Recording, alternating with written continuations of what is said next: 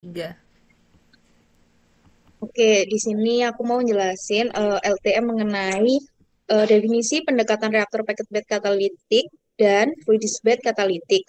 Kemudian perbedaan pendekatan reaktor packet bed katalitik dan fluidized bed katalitik. Nah, berdasarkan tipe kontak padatan atau tipe aliran. Untuk yang pertama, reaktor packet bed sendiri merupakan reaktor berbentuk pipa besar yang di dalamnya terdapat katalisator padat dan bereaksi pada posisi vertikal. Nah, reaktor ini umumnya digunakan untuk mereaksikan fasa gas dan katalisator padat. Kemudian untuk fluidized bed reaktor sendiri merupakan reaktor kimia yang dapat digunakan untuk mereaksikan bahan dalam keadaan banyak fasa. Nah, biasanya reaktor ini digunakan untuk pencampuran dan pemisahan antar fasa.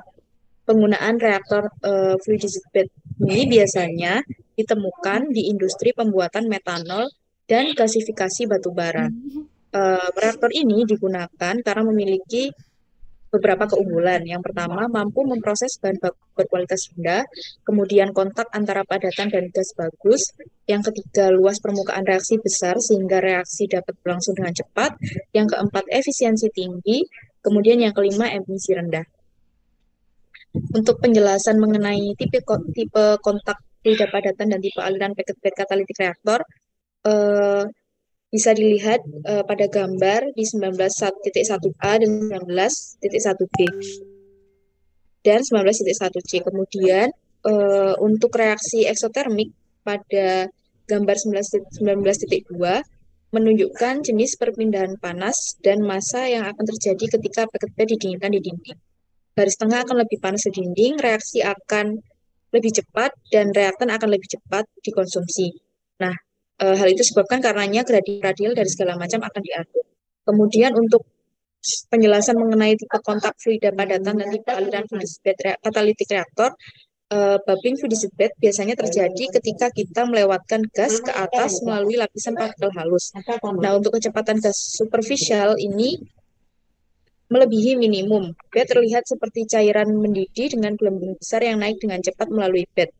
Kemudian beberapa metode untuk penjelasan mengenai tipe kontak fluida padatan dan tipe aliran fluidized bed katalitik reaktor ini ada model RTD, ada model aliran hidrodinamika. Kemudian, nah, kedua metode tersebut merupakan metode pendekatan tipe kontak fluida padatan dan tipe aliran fluidized bed katalitik reaktor.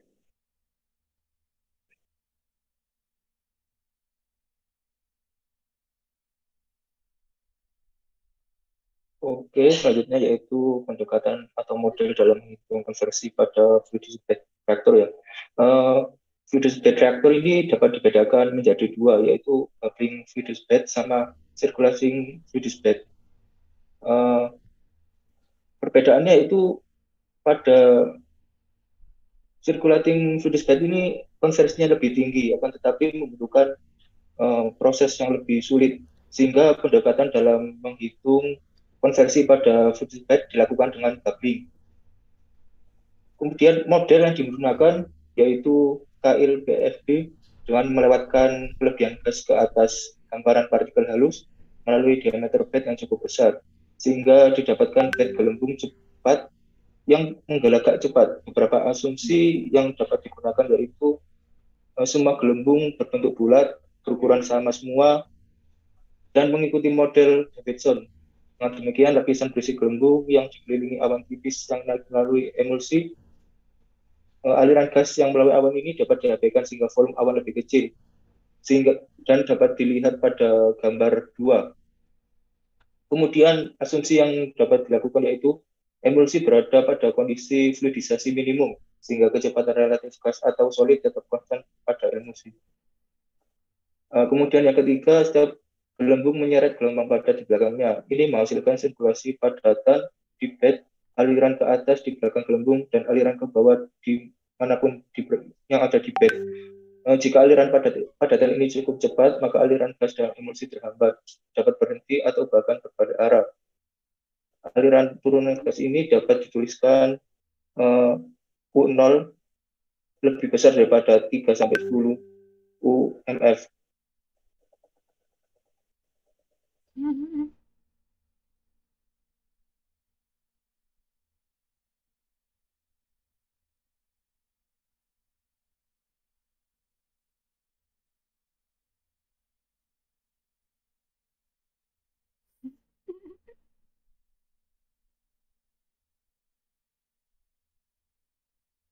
Oke, selanjutnya ini bakalan ngebahas mengenai faktor yang mempengaruhi dari konversi plus bed reaktor ya. Jadi terus plus bed ini kan reaktor yang memiliki kemampuan untuk memproses fluida ya dalam jumlah besar.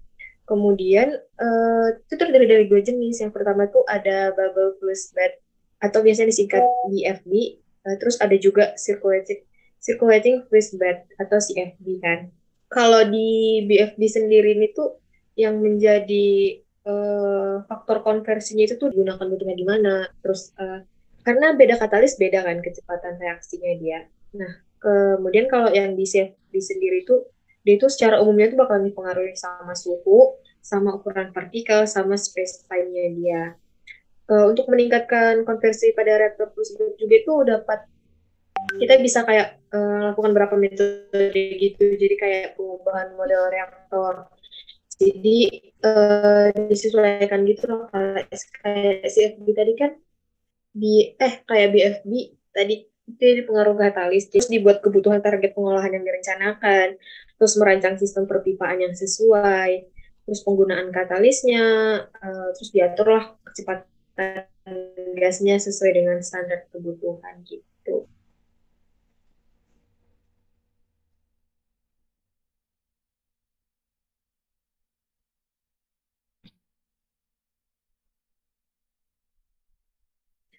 Oke, di sini saya akan menjelaskan bagaimana cara perhitungan konversi pada fluidized bed reaction. Nah, untuk menghitung konversi terlebih dahulu mengidentifikasi jenis alirannya. Apakah termasuk no true fall flow or solids or true fall of solids. Dari studi kasus yang diketahui, campuran tersebut sangat encer sehingga dapat diasumsikan pada kealiran atau perkiraan dari partikel atau padatan di dalam reaktor. Maka maka dapat digunakan pendekatan no true fall of solid. Pada pendekatan no true fall of solid terbagi menjadi dua, yaitu fixed bed dan bubbling fluidized bed atau BFB. Sehingga perlu diidentifikasi lagi apakah terjadi pergerakan sama sekali fixed bed atau pergerak perlahan sehingga membentuk gelembung.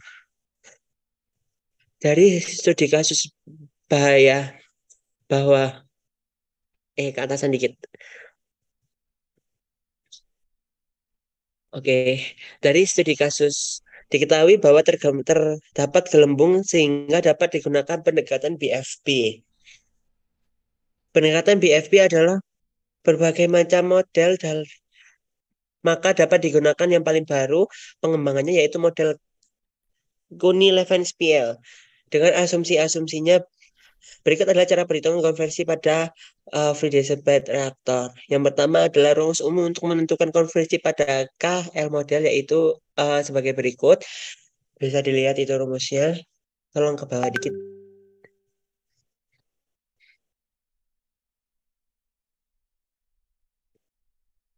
Uh, di aku belum itu ya. Senskan ya. Wait.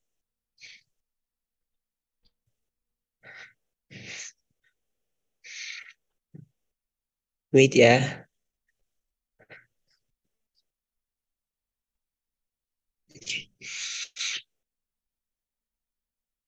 Oke. Dari persamaan tersebut diperlukan beberapa data lagi seperti kontaknya laju reaksi, fluid, FB, FC, FE, dan lain-lain. Untuk menentukan nilai konstanta laju reaksi karena OD1 reversibel dengan aturan asumsi plug flow karena pada data studi kasus menggunakan pendekatan packet bed reaktor maka dapat dilihat itu rumusnya. Yang ketiga yaitu menghitung velocity of single bubble in a bed. Rumusnya yaitu ini sebagai berikut.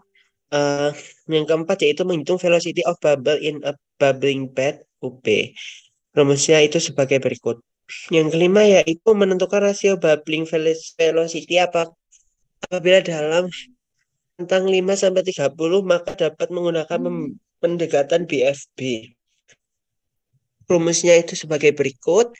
Yang keenam yaitu menghitung bed reaction bubbles.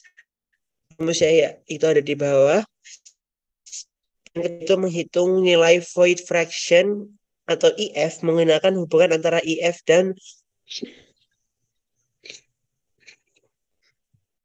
rumusnya adalah sebagai berikut.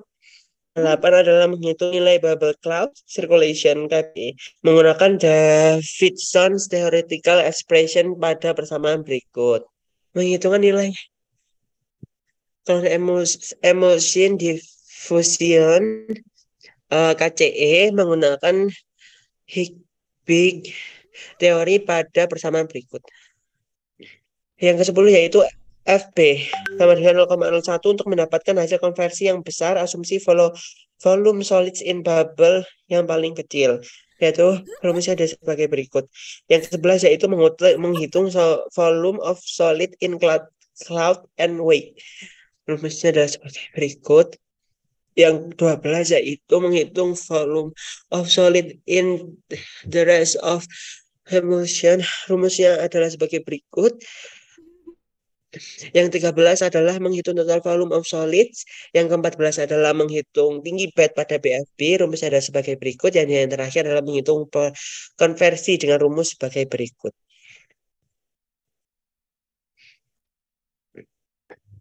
Untuk selanjutnya yaitu perhitungan konversi pada fluid bed reaktor pada studi kasus. Untuk yang pertama yaitu didapatkan yang diketahui. Selanjutnya yang pertama itu menentukan peningkatan velocity di bubble bed, otherwise turun ke bawah. Didapatkan hasil ke atas.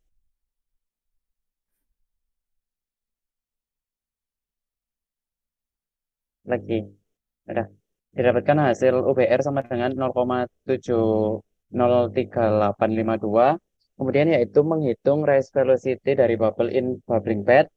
Didapatkan hasil 0,983854. Kemudian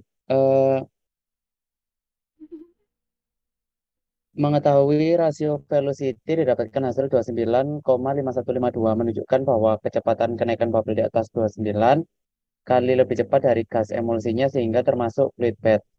Selanjutnya yaitu mencari bed fraction di bubble menggunakan rumus delta sama dengan seperti berikut. Didapatkan hasil 0,28459. Selanjutnya yaitu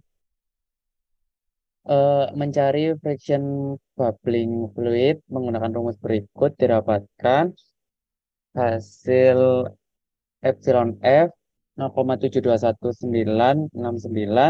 Kemudian mencari friction bubble fluid didapatkan hasil KBC sama dengan 2,6461584. Selanjutnya yaitu mencari friction bubbling fluid dengan rumus berikut didapatkan KCE sama dengan 1,319856. Selanjutnya yaitu mencari nilai F total melalui nilai FB, FC, dan FE. Untuk nilai FB-nya didapatkan hasil 0,001, untuk FC-nya 0,054541 menggunakan rumus berikut. Untuk FE-nya menggunakan rumus berikut didapatkan hasil 0,230620. Untuk F total dijumlahkan ketiga nilai F tersebut didapatkan hasil 0,286161. Selanjutnya yaitu mencari nilai HBFB didapatkan hasil 2,90 M. Untuk selanjutnya yaitu mencari nilai konversi dari cara perhitungan sebelumnya didapatkan ke bawah.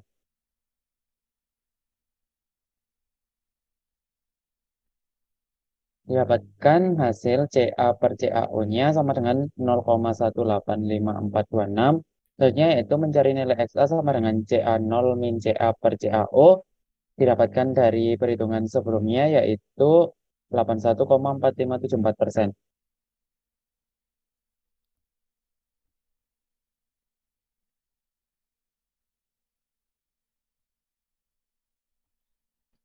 Baik, selanjutnya akan saya jelaskan mengenai metode peningkatan nilai konversi pada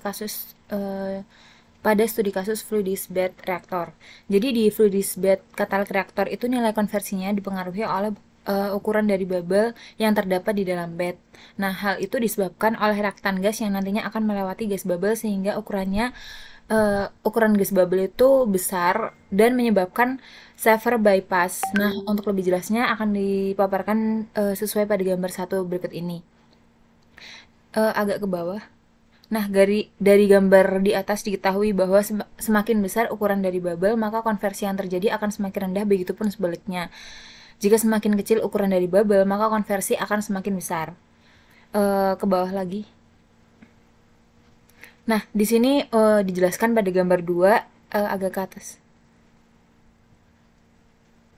Agak ke atas. Nah, dijelaskan pada gambar 2 itu rumusnya delta sama dengan V0 dikurangi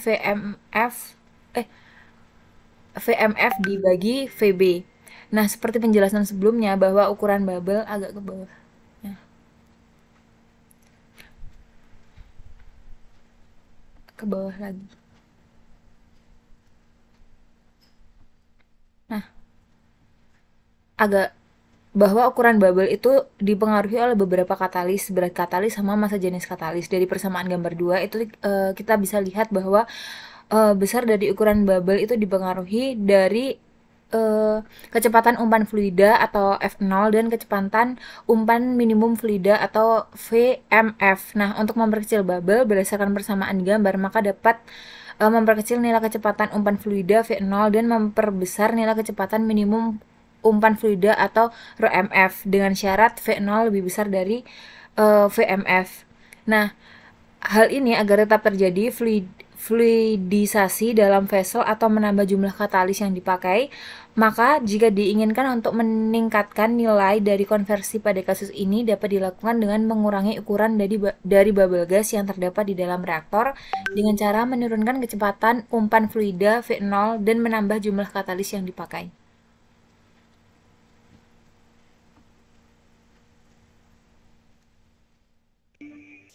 Oke, di sini saya mau menjelaskan mengenai aplikasi fluidized bed reactor pada industri.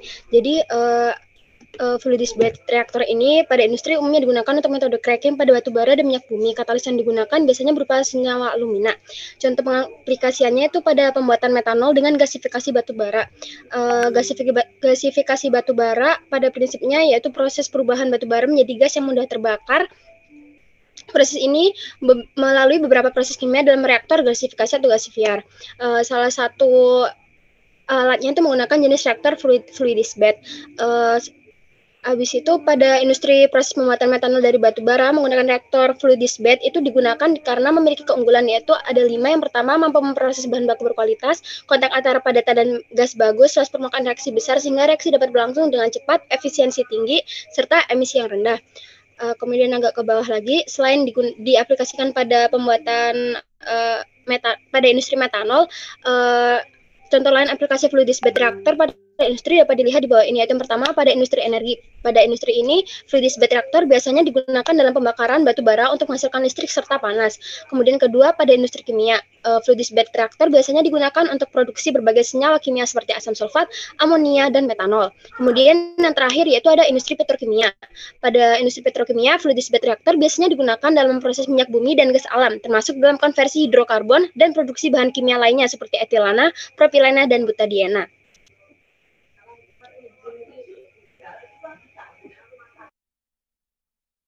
Oke, berarti itu aja diskusi dari kita, kayaknya ditutup bisa kan?